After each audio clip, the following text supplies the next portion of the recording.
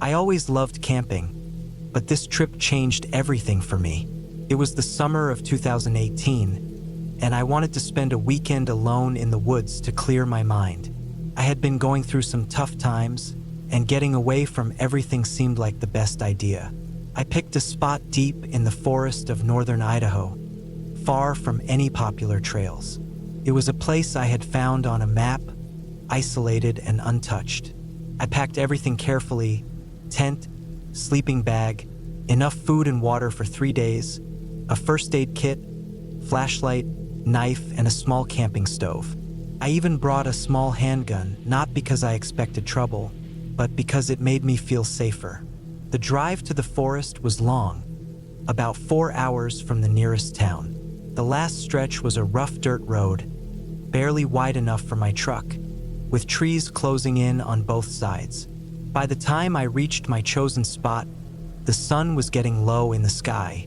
I set up my tent in a small clearing surrounded by tall pines, about 50 yards from a quiet stream. The air was cool, and the only sounds were the wind through the trees and the occasional bird call. That first night was peaceful. I made a small fire, cooked some food, and sat there enjoying the silence. It was exactly what I needed. The stars were bright, and the sky was completely clear. I went to sleep feeling calm, listening to the distant hoot of an owl. The next morning, I woke up early, had a quick breakfast, and decided to explore. I hiked along the stream, following it deeper into the woods. The further I went, the more untouched everything felt. There were no signs of other people, no footprints, no old campsites, nothing. Just miles of wilderness. I found a good spot to fish and spent most of the afternoon there. I caught a few small trout and decided to head back to camp before it got too late. That's when I noticed something that unsettled me. On my way back, I saw a tree with deep scratches on the bark. They were high up, much higher than any bear could reach standing on its hind legs. They looked too clean, too deliberate. I told myself it was nothing, just nature doing its thing, and moved on. But a feeling of unease had settled in my stomach. Back at camp, I started a fire and cooked the fish I had caught. As the sun went down, the woods grew darker, and the sounds of nature changed. The birds quieted, replaced by the occasional rustling in the bushes. That uneasy feeling from earlier hadn't left me. I kept glancing over my shoulder, half expecting to see something standing just beyond the firelight. But nothing was there. That night, I had trouble sleeping. I kept waking up, feeling like something was off. Around 2 a.m., I heard something outside my tent. It wasn't an animal, it was footsteps. Slow, deliberate footsteps moving just beyond the tent. My heart pounded as I reached for my flashlight and my gun. I held my breath, listening. The footsteps stopped. I stayed like that for what felt like an eternity, then slowly unzipped the tent and shined my flashlight outside. Nothing, just my campsite, the dying embers of my fire, and the dark forest beyond. I tried to convince myself it was just my imagination, but I couldn't shake the feeling that something had been there. I barely slept the rest of the night. The next morning, I decided I'd had enough. I packed up my things quickly, eager to leave. But as I was rolling up my tent, I noticed something that made my blood run cold. There were footprints around my campsite. Human footprints. They circled my tent, moving in and out of the trees. Someone had been watching me. I didn't waste any more time. I threw everything into my truck and started driving, pushing through the rough dirt road as fast as I could. My hands were shaking on the wheel. I kept checking the mirrors, expecting to see someone standing at the edge of the trees, but there was nothing. When I finally reached the main road, I let out a shaky breath. I had never felt so relieved to be back on pavement. I drove straight home, not stopping for anything. When I got back, I checked my gear carefully. That's when I noticed something even worse.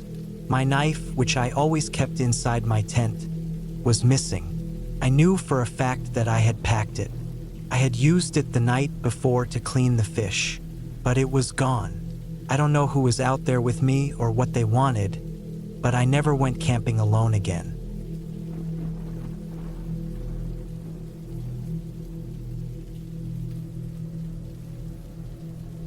I had been on the road for hours, driving through the countryside, looking for a place to set up camp for the night. It was late summer, and I had been traveling alone for weeks, taking back roads, sleeping in my truck, and camping when I could. I wasn't too picky about where I stopped, as long as it was quiet and away from people. That night, I found myself in a rural area, mostly farmland, with large open fields stretching out on either side of the road. I saw a small dirt road leading off the highway and decided to take it.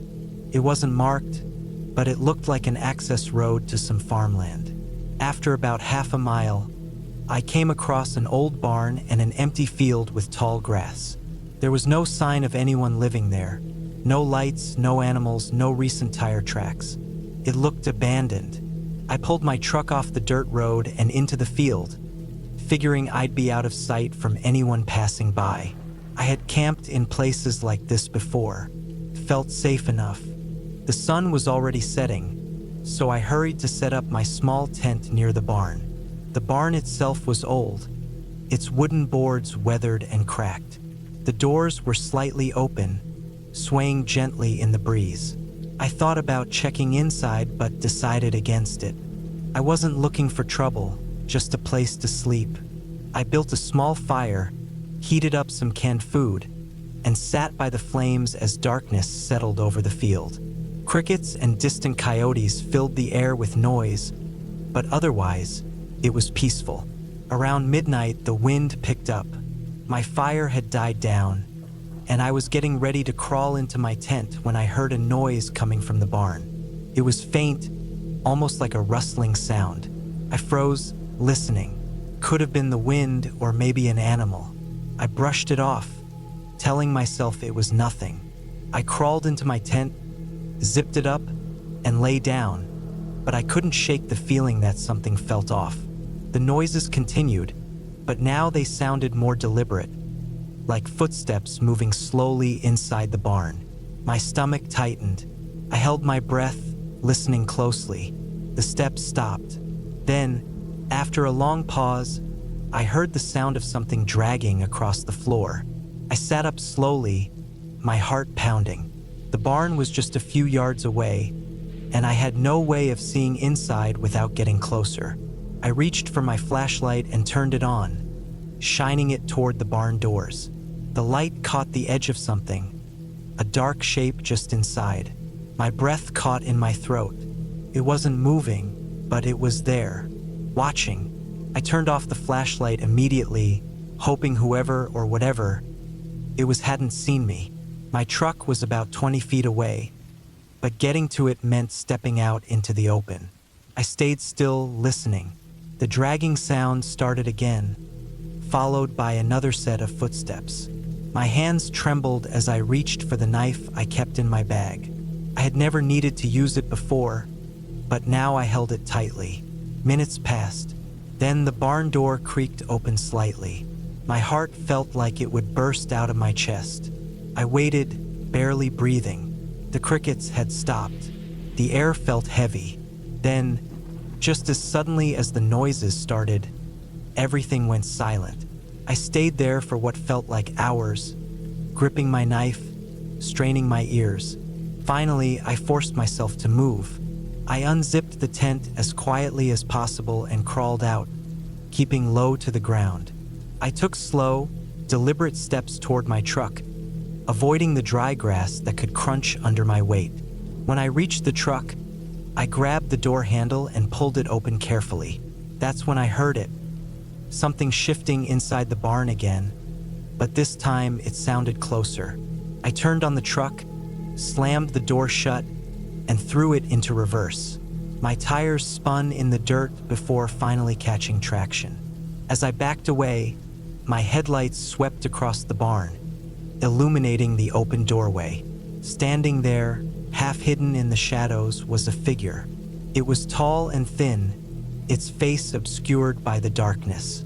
But what made my blood run cold was the way it stood, completely still, as if it had been waiting for me to notice it. I didn't wait to see more. I threw the truck into drive and sped down the dirt road, my heart hammering in my chest. I didn't stop until I was miles away, back on the highway. I never went back to that place. I don't know if it was an actual person or something else. Maybe some drifter using the barn for shelter. Maybe something worse. But one thing I do know, when I left, I had the overwhelming feeling that whatever was in that barn had been watching me long before I ever heard it.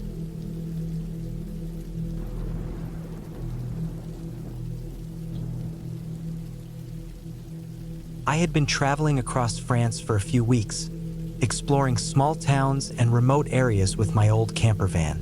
It was mid-October, and the air had started to carry that damp chill that signaled winter was creeping closer.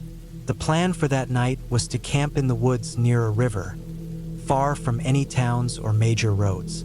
The area was called Forêt de la Brume, a dense, old forest known more for its untouched beauty than for being a tourist attraction. I had read about it in a blog that mentioned its secluded atmosphere, perfect for someone looking for solitude. I reached the area just before sundown. The trees stretched endlessly in every direction, their damp trunks darkened by the mist that had started to settle. The ground was soft, covered in thick layers of fallen leaves that squelched underfoot. A narrow dirt path led deeper into the woods, and I followed it until I found a small clearing. It was just big enough to park my van without crushing any undergrowth. A shallow stream trickled nearby, and everything smelled of wet earth and pine. The sky had been gray all day, and as night approached, a light drizzle began to fall. It was nothing too heavy, just enough to coat the leaves in beads of water. I set up my small camping table and chair outside, deciding to cook a quick meal before the rain got worse. By the time I finished eating, the drizzle had turned into steady rain. The wind picked up, rustling through the trees, making the branches sway. I packed up my things and climbed into the van. The inside was cozy, lined with wooden panels and stocked with everything I needed. My bed was set up in the back, covered with thick blankets. As I lay there, listening to the rain drum against the roof, I felt completely alone. Not in a bad way, but in that peaceful way you feel when you're deep in nature. There were no voices, no distant highway noise. Just the rain, the wind, and the occasional creak of tree limbs. Then, just as I was about to drift off, I heard something strange. It wasn't the rain or the wind. It was something else, something deliberate. A soft crunching sound, like footsteps pressing into the wet forest floor. At first, I convinced myself it was an animal, maybe a deer or a fox moving through the undergrowth. But as I listened, the sound grew closer. The steps were slow, careful, as if whoever was making them was trying not to be heard. I held my breath, staring at the ceiling of the van. My heart pounded in my chest. The footsteps circled the van, moving from one side to the other. I reached for my phone, my hands shaking. There was no signal. Of course, out here in the middle of nowhere, I had no way to call for help. Then the footsteps stopped. I waited, straining to hear anything over the sound of the rain. But there was nothing, just silence. Minutes passed, maybe even an hour. I wasn't sure. My muscles ached from staying so still. Then, just as I started to convince myself that I had imagined it, something pressed against the van. It wasn't a heavy impact, just a light testing push, like someone was checking if the van would move. I held my breath, my mind racing. Was it a person? A thief? Someone just passing through? Another push, this time near the door. I locked everything earlier, but I still reached out to check the latch. It was secure. I stayed like that, listening, waiting. After what felt like an eternity, the presence outside seemed to move away. The footsteps faded into the distance. I didn't sleep that night. Every time I closed my eyes, I thought I heard something. By the time the sky began to lighten, the rain had stopped. I forced myself to step outside, my legs unsteady. The forest was still heavy with moisture. I walked around the van, checking for footprints, and I found them.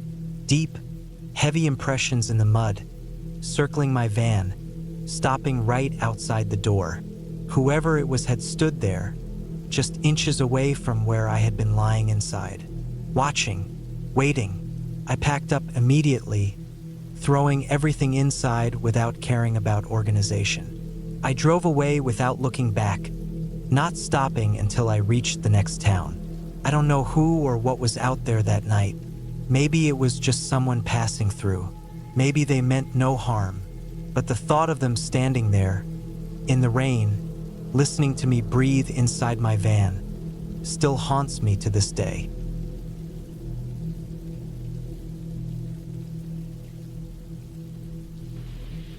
I was 27 when I decided to do something really stupid. I had been into camping for years, but I wanted to push my limits, to do something that felt like an actual challenge. So, I got the idea to spend a night camping in an old, abandoned graveyard. Not just any graveyard, but one that hadn't been used in decades, deep in the woods where almost no one ever went anymore. I found the place through an old map I bought at a flea market. The graveyard was on the outskirts of a small town in upstate New York. It had been abandoned since the 1940s, overgrown, forgotten, hidden deep in the forest. It was exactly the kind of place I wanted. I packed my gear, a small tent, a sleeping bag, a flashlight, a knife, and enough food and water for one night. I drove out to the nearest road and hiked 3 miles through dense trees before I finally saw the old rusted gate, half buried in weeds. The gravestones inside were cracked and covered in moss, some leaning, some fallen over entirely.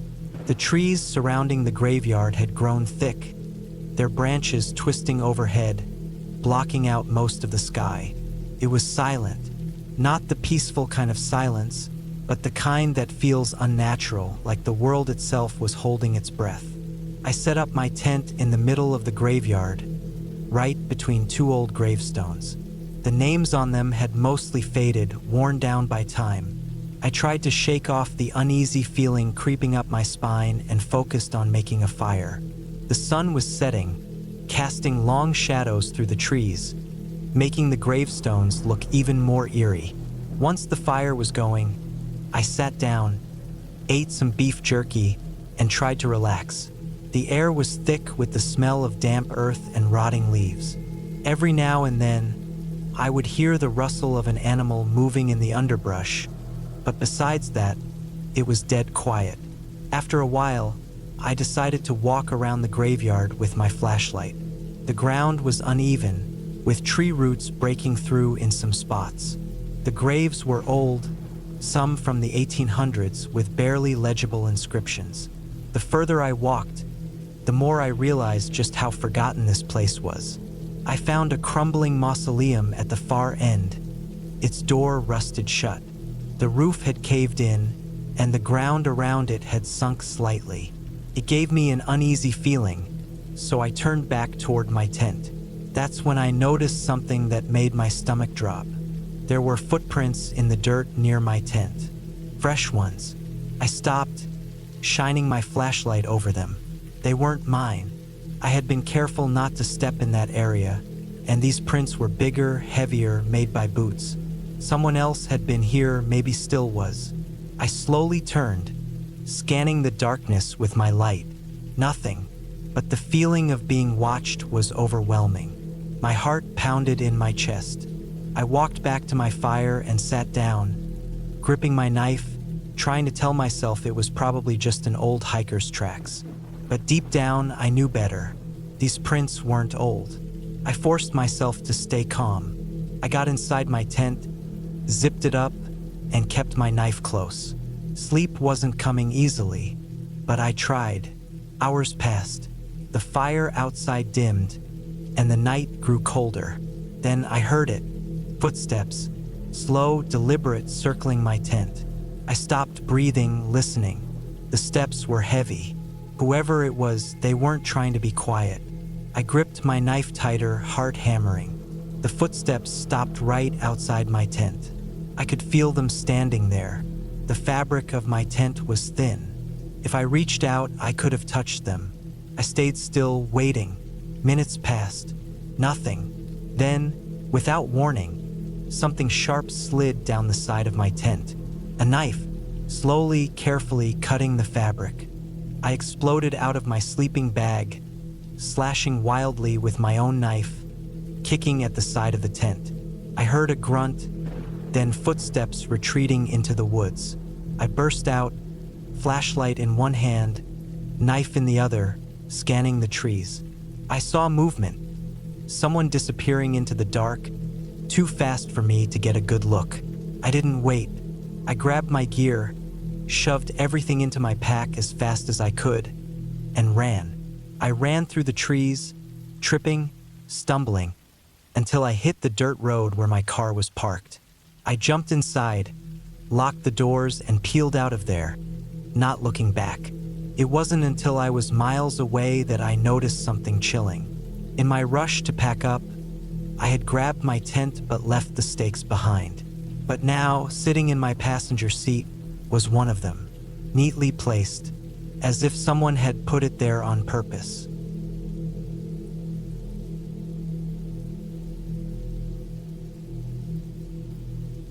I've always loved camping alone. There's something about the quiet, the isolation, and being away from everything that makes it feel like I can breathe. I've camped in different places across the UK, from forests to moors, and never had a bad experience. But this trip changed everything for me. It was late autumn, cold but manageable with the right gear. I planned a 2-night trip to a remote part of the Peak District. It wasn't a designated campsite, just a spot I had marked on my map months before, away from trails and roads, the kind of place where no one should be unless they had a reason to be there. I parked my car a few miles away in a levee near a small village and hiked in. The terrain was rugged, mostly hills and sparse woodland. I found a small clearing near a slow-moving stream and set up camp. There was no one around, just the wind and the occasional rustling in the bushes from small animals. Felt perfect. I spent the first evening as I always did, setting up my tent, gathering some dry wood, and making a small fire. As the sun set, the temperature dropped fast. I cooked a simple meal on my small camping stove, ate in silence, and enjoyed the solitude. It wasn't until I was getting ready to turn in for the night that I noticed something odd. The fire had died down to embers, and in the faint light, I saw something move at the edge of the trees. At first, I thought it was an animal, but the shape was too tall, too still. It was a man standing just beyond the tree line. I didn't react right away. I told myself it could be a hiker or a local out for a walk.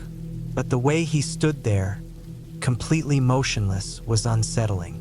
I stared for a moment, trying to make out his face, but the darkness made it impossible. Then, as if he knew I had seen him, he turned and walked back into the trees. I stayed awake for hours, listening for any sounds of movement. Nothing. Eventually, exhaustion took over and I fell asleep. The next morning, I woke early, feeling uneasy. I stepped out of my tent, scanning the trees, but saw no sign of anyone. The ground was damp, and I checked for footprints. There were none, but the earth was covered in leaves and twigs, making it hard to tell if anyone had been there. I tried to shake the feeling and went about my day. I spent the morning hiking up a nearby ridge to get a better view of the area. The wind was strong at the top, and I could see for miles.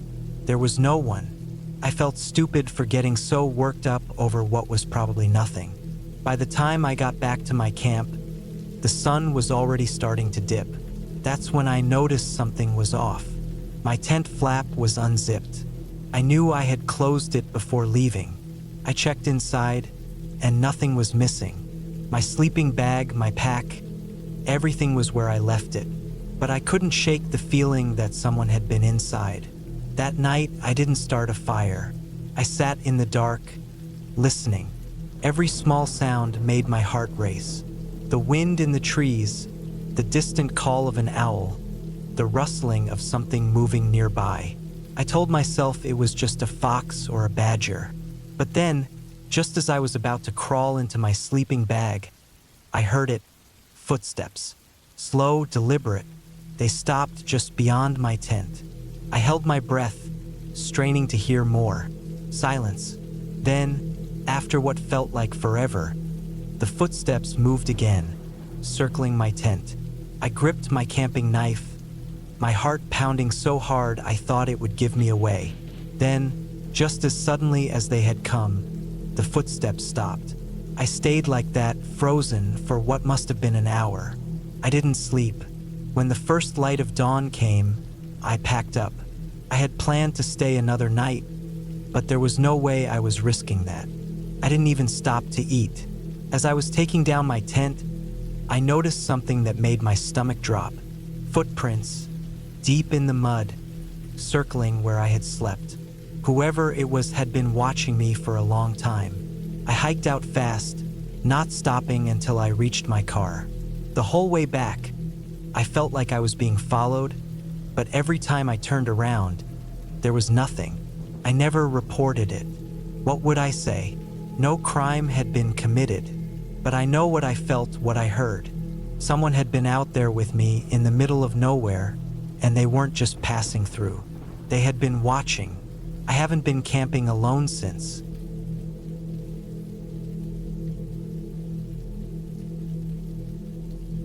I've spent most of my life camping, hiking, and enjoying the outdoors. But one trip changed how I feel about the woods forever. It happened in the summer of 2015, deep in the remote forests of Montana. I had planned a solo camping trip, something I had done countless times before, but this time was different. I wasn't the only one out there, and whoever else was with me had no good intentions. I had driven out early in the morning, leaving the city behind as the roads stretched into the wilderness. My destination was a secluded spot near the Flathead National Forest, a place I had visited once before but never camped in. The last hour of the drive was on a rough dirt road, barely wide enough for my truck. Thick pines pressed in on both sides, and there wasn't a soul in sight. That's exactly how I liked it. When I reached my campsite, I parked in a small clearing surrounded by trees. There was no official campsite here, just a patch of flat ground near a quiet stream. I set up my tent, gathered some firewood, and made a quick meal. By the time the sun started to set, I was sitting by the fire, enjoying the silence. The air was cool, and the sky darkened as the stars appeared one by one. It was peaceful, at least for a while. Sometime after midnight, I woke up. At first, I wasn't sure what had disturbed me, but then I heard it. A sharp, snapping sound, like a branch breaking underfoot. My first thought was a deer, maybe an elk, but something about the way it moved didn't feel right. It was slow, deliberate. I lay still, listening, heart pounding in my chest. Then I heard breathing. It was close, not heavy like a bear's, not snorting like a deer, just soft, steady breathing, like a person trying to stay quiet. My stomach tightened. I had my knife next to me, but that wouldn't be much help if someone was outside my tent. My truck was about 10 feet away, but if I unzipped the tent, whatever was out there would hear me. I waited, barely breathing, hoping it was just my imagination. Minutes passed. The sounds faded. Eventually, I convinced myself it was an animal and dozed off. The next morning, I stepped outside and checked around my tent. At first, I didn't see anything unusual, but then I noticed the footprints. They weren't from an animal. They were human, barefoot, and they circled my tent. My stomach dropped. Someone had been watching me. I scanned the woods, but everything was still. The footprints led toward the trees, disappearing into the undergrowth. I thought about packing up and leaving, but I had driven hours to get here. I convinced myself it was just some weirdo messing around. Maybe another camper, maybe a prank. I should have left then and there. I spent the day fishing and trying to enjoy myself, but I couldn't shake the uneasy feeling. The woods felt different now. I kept checking over my shoulder, listening for sounds that didn't belong. Nothing happened all day, but when the sun set, I felt the dread creeping back in. I built my fire bigger than usual and sat with my knife in hand. At some point, I must have dozed off again because I woke up to silence. The fire had burned down to embers. The night was pitch black, and then I heard it again. Footsteps, slow, careful, not approaching me but circling. I couldn't see anything beyond the dim glow of the fire, but I knew something was out there. My breath felt stuck in my throat. I gripped my knife tighter, trying to control my breathing. Then I heard the whisper. It wasn't words, not really, just a faint, broken sound, like someone trying to talk but not quite forming words. My body froze. My mind screamed at me to run, but I couldn't move. The whisper came again, closer. I forced myself to stand, grabbed my flashlight, and aimed it toward the sound. Nothing, just trees. But the footprints were there again, fresh in the dirt. I wasn't alone. I made my decision then. I wasn't staying another night. I threw my gear into the truck as fast as I could, my hands shaking. I didn't even bother packing properly. I just needed to get out of there. As I slammed the truck door shut and started the engine, my headlights illuminated the trees in front of me. That's when I saw him, a man, pale, thin, standing just beyond the trees. His face was blank, expressionless. He didn't move. He just watched as I drove away. I didn't stop until I was miles away, back on the main road. I didn't sleep that night. I couldn't shake the image of that man, standing there, waiting. The next day, I reported what I had seen to the park rangers. They checked the area but found nothing. No footprints, no signs of anyone living out there. Just my campsite, abandoned. They said people sometimes squat in the woods, but something about it didn't feel like that. I don't know what that man wanted. I don't know how long he had been out there, watching. I haven't been back to that part of Montana since.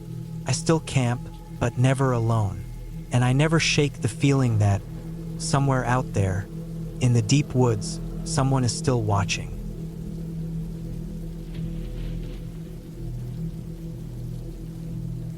It was the last night of my solo camping trip, deep in the mountains of Montana. I had been out there for 5 days, hiking during the day and setting up camp by night. The plan was simple. One last night under the stars before making my way back to civilization in the morning. The sun was setting, casting long shadows through the dense pine trees. I had chosen a small clearing near a creek, a good spot with plenty of space and water close by. The air was cool, carrying the scent of damp earth and pine needles. My tent was set up, my firewood was gathered, and my food was cooked.